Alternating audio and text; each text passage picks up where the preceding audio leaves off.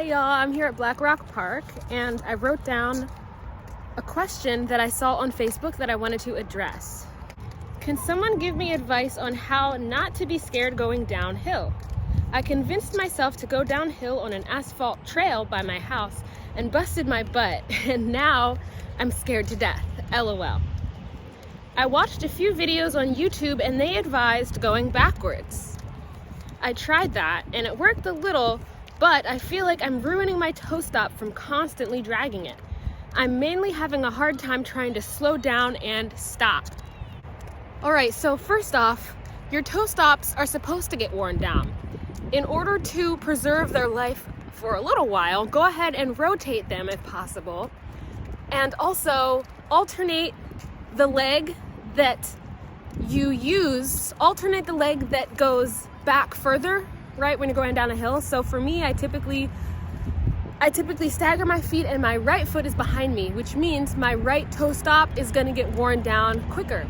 So if possible, go ahead and put your left foot back next time you go down the hill, and that way it'll even out the toe stops a little bit.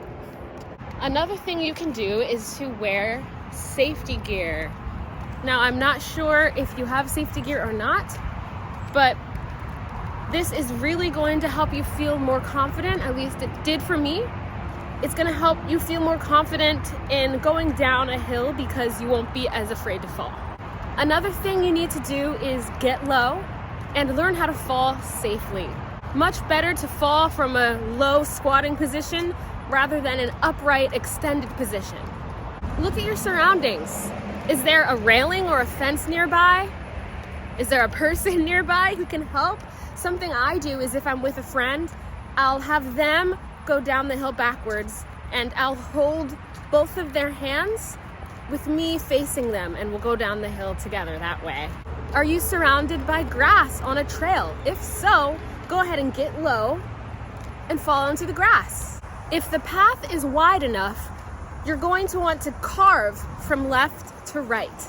This won't really work if the path is too narrow because it's going to be too quick and it's going to make matters worse. But if it's wide enough, you're going to go ahead and skate to the left and then skate to the right and so on and so on. And this is going to slow down your momentum because instead of going straight down the hill, you're carving side to side on the hill horizontally.